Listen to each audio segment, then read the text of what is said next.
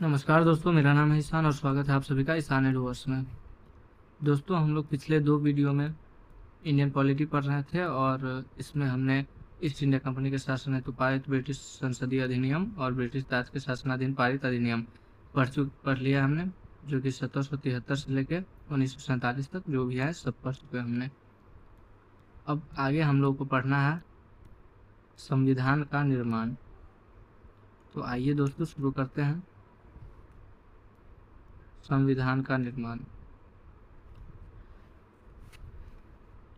तो देखिए, इसमें पहला पॉइंट है, भारतीयों की ओर से संविधान सभा की सर्वप्रथम मांग मई 1934 में रांची में स्वराज पार्टी ने की थी। ये क्वेश्चन IAS 1996 में पूछा जा चुका है, तो बहुत इंपॉर्टेंट पॉइंट है, इसको ध्यान में रखेंगे कि संविधान सभा की सर्वप्रथम मांग किसने की, भारतीयों की ओर से, तो स्वराज पार्टी ने की थी। और कब, तो मई 1934 में। कहाँ पे, तो रांची में, ध्यान में रखिएगा। आगे देखते हैं हम लोग, वर्ष 1934 में ही भारत में संविधान सभा के गठन का विचार MN राय ने दिया था। ये भी UPPCS में पूछा जा चुका है, तो इसको भी नोट कर लेंगे कि संविधान सभा के गठन का विचार MN राय ने कब दिया, 1934 में।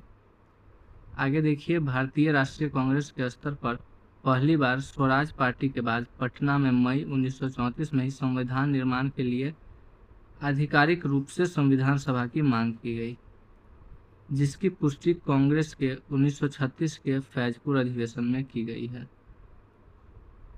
अगला पॉइंट देखें हम लोग, एक निर्वाचित संविधान सभा द्वारा भारत के संविधान का निर्माण करने का प्रस्ताव सर्वप्रथम वर्ष 1942 में क्रिप्स मिशन द्वारा लाया गया। क्रिप्स मिशन द्वारा ही 1942 में एक निर्वाचित संविधान सभा द्वारा भारत के संविधान का निर्माण करने का प्रस्ताव सबसे पहले लाया गया था। ये भी UPPCS में पूछा जा चुका है। आगे देखिए, वर्ष 1946 में कैबिनेट मिशन, ध्यान में रखिएगा, के तहत भारतीय संविधान सभा के गठन का प्रस्ताव किया गया। कब किया गया, तो 1946 में। किसके द्वारा, किसके तहत, तो कैबिनेट मिशन के तहत। आगे देखिए, कैबिनेट मिशन की रिपोर्ट के अनुसार संविधान सभा निर्वाचित होनी थी और प्रांतों का प्रतिनिधित्व जनसंख्या के आधार पर होना था। इसके तहत मोटे तौर पर प्रति 10 लाख व्यक्तियों पर एक प्रतिनिधि के निर्वाचन की व्यवस्था प्रस्तावित थी। UPPCS में पूछा जा चुका है कि लगभग 10 लाख व्यक्ति पर एक प्रतिनिधि के निर्वाचन की व्यवस्था प्रस्तावित की गई थी।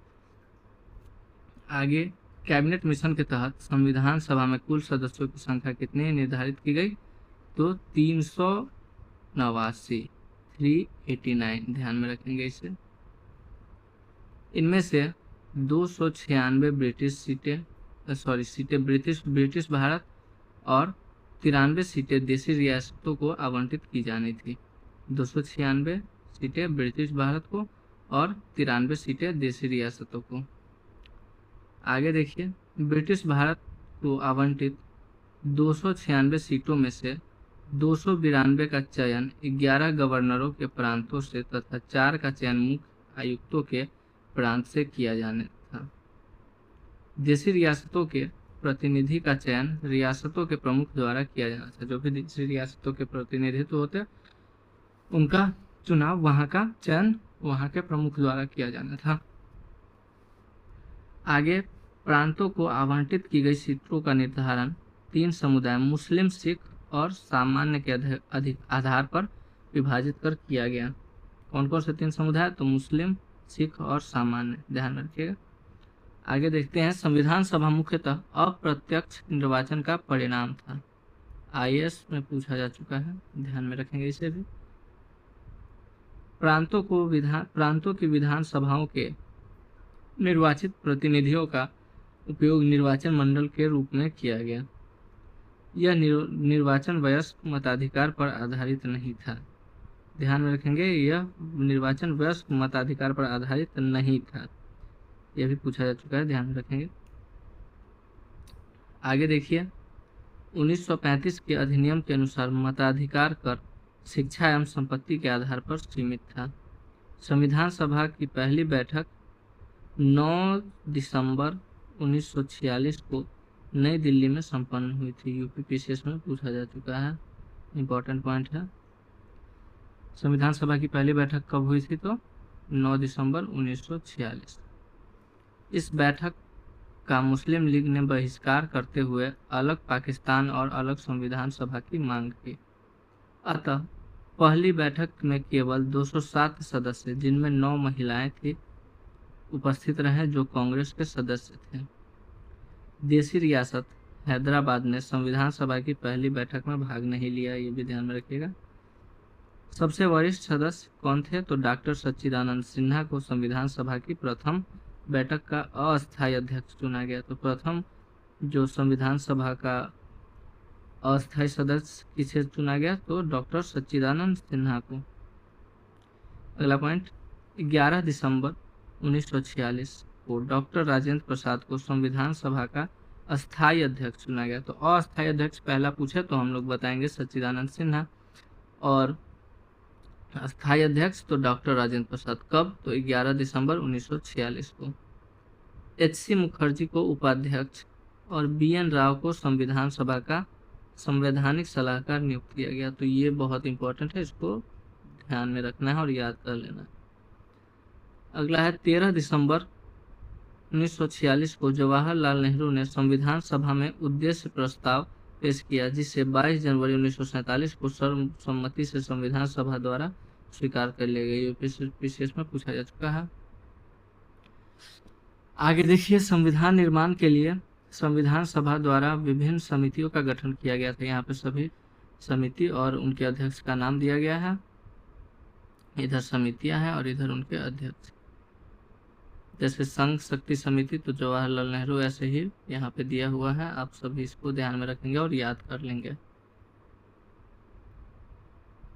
29 अगस्त 1947 को एक संकल्प पारित करके प्रारूप समिति का गठन किया गया। यूपीपीसीएस में पूछा जा चुका है कि प्रारूप समिति का गठन कब किया गया? तो 29 अगस्त 1947 को। इस समिति का अध्यक्ष कौन थे? तो डॉक्टर भीमराव अंबेडकर। ये भी यूपीपीसीएस में पूछा जा चुका है। तो आगे देखते हैं, प्रारूप समिति का कार्य संवैधानिक सलाहकार बी.एन. राव द्वारा तैयार किए गए संविधान के प्रारूप पर विचार विमर्श करना था। प्रारूप समिति ने 21 फरवरी 1948 को संविधान सभा को अपनी रिपोर्ट प्रस्तुत की। कब? तो 21 फरवरी 1948 को। यहाँ पे देखिए, प्रारूप समिति में कुल 7 सदस्य थे, जिसमें अध्यक्ष थे डॉक्टर भीमराव अम्बेडकर, और सदस्य जो 6 अन्य सदस्य थे उनमें N. Gopala Swami Ayyangar, Alladi Krishna Swami Iyer, doctor K M. Munshi, Syed Mohsadulla, N. Madhavrao, इन्होंने बी.एल. मित्र का स्थान लिया, जिन्होंने स्वास्थ्य कारणों से त्यागपत्र दे दिया था, और अंतिम है टी.टी. कृष्णामाचारी। 1948 में डी.पी. खेतान की मृत्यु के बाद उनकी जगह ली। तो इसको ध्यान में रखिएगा। नोट यहाँ पे देख लेते हैं। संविधान सभा का प्रथम वाचन 7 से 9 नवंबर 1948 तक, दूसरा वाचन 15 नवंबर 1948 से 17 अक्टूबर 1949 तक, और तीसरा वाचन 17 से 26 नवंबर 1949 तक चला है। भारतीय संविधान के निर्माण और उसके अंगीकृत होने तक कुल 11 अधिवेशन, कुल अवधि 165 दिन हुए थे, जिनमें 114 दिन संविधान के प्रारूप पर विचार किया गया। यूपीपीसीएस में पूछा जा चुका है। 11वें अधिवेशन के अंतिम दिन 26 नवंबर 1949 को संविधान सभा द्वारा संविधान को अंगीकृत कर लिया गया था। कब? संविधान सभा द्वारा संविधान को अंगीकृत कब कर लिया गया था? तो 26 नवंबर 1949 को ही। आइए आगे देखते हैं। संविधान के कुल 16 अनुच्छेदों को 26 नवंबर 1949 को ही लागू कर दिया गया था, जबकि शेष 26 जनवरी 1950 को लागू किया है। तो ये ध्यान में रखेंगे, ये इंपॉर्टेंट है, और यूपीपीसीएस में दो बार पूछा जा चुका है कि संविधान के 16 अनुच्छेदों में से 16 अनुच्छेदों को 26 नवंबर 1949 को ही लागू कर दिया गया था, बाकी जबकि जो शेष थे वो सब 26 जनवरी 1950 को लागू किया गया। तो ये ध्यान में रखिएगा। भारत ने अपना पहला गणतंत्र दिवस 26 जनवरी 1950 को मनाया था, ये सब जानते हैं। संविधान सभा में महिला सदस्यों की संख्या 15 थी। यूपीपीसीएस में पूछा जा चुका है, ध्यान में रखिएगा। इंपॉर्टेंट पॉइंट है कि संविधान सभा में महिला सदस्यों की संख्या कितनी थी? तो 15। 24 जनवरी 1950 को डॉक्टर राजेंद्र प्रसाद को भारत का प्रथम राष्ट्रपति चुना गया, सभी जानते हैं। संविधान सभा के सदस्यों ने 24 जनवरी 1950 को भारत के संविधान पर हस्ताक्षर किए। संविधान सभा द्वारा 22 जुलाई 1947 को राष्ट्रीय ध्वज तथा 24 जनवरी 1950 को राष्ट्रीय गीत और राष्ट्रगान को अपनाया गया। यूपीपीएससी में पूछा गया है, तो ध्यान में रखेंगे। संविधान सभा द्वारा राष्ट्रीय ध्वज को कब, तो 22 जुलाई 1947 को, राष्ट्रीय गीत और राष्ट्रीय गान को 24 जनवरी 1950 को अपनाया गया था। मूल भारतीय संविधान प्रेम बिहारी नारायण रायजादा द्वारा हस्तलिखित था, तो ये ध्यान में रखिएगा आप लोग, इम्पोर्टेंट है, ऐसे पूछा नहीं गया। लेकिन मूल भारतीय संविधान जो था वो किसके द्वारा हस्तलिखित था, तो प्रेम बिहारी नारायण रायजादा द्वारा। संविधान सभा द्वारा मई 1949 में राष्ट्रमंडल में भारत की सदस्यता की सत्यापन किया गया। चलिए यहाँ पे देखिए संविधान सभा के महत्वपूर्ण तथ्य दिया गया है कि पहला बैठक कब हुआ था, तो 9 दिसंबर 1946।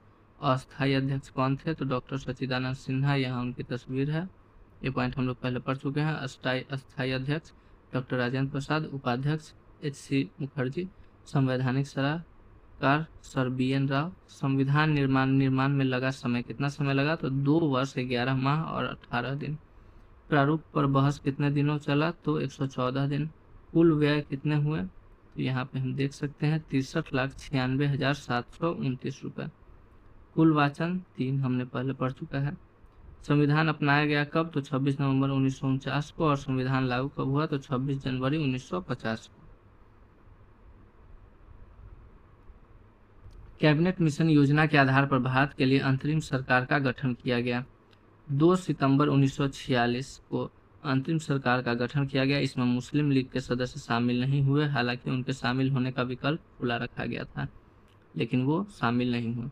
अंततः 26 अक्टूबर 1946 को जब सरकार का पुनर्गठन किया गया, तब मुस्लिम लीग के 5 प्रतिनिधियों लियाकत अली, जोगेंद्रनाथ मंडल, II चुंदरीगर, अब्दुल रब नस्तर और गजनफर अली खां को कैबिनेट में शामिल किया गया। नाम कुछ गलत हो गया हो तो उसके लिए माफी चाहूंगा।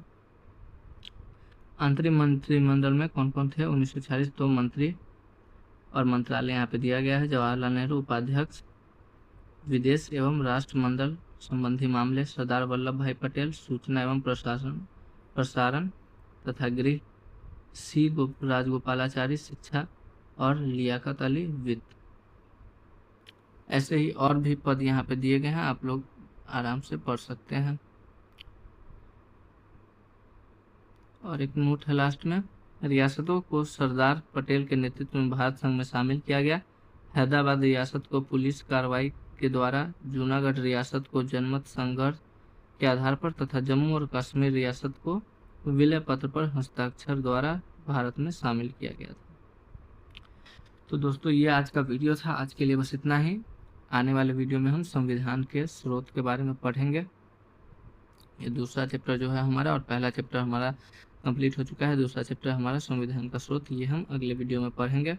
और ऐसे ही ये सीरीज चलता रहेगा। आपको अगर ये सीरीज अच्छा लग रहा है तो चैनल को सब्सक्राइब करें, वीडियो को लाइक करें और वीडियो को अपने दोस्तों के साथ शेयर करें। धन्यवाद।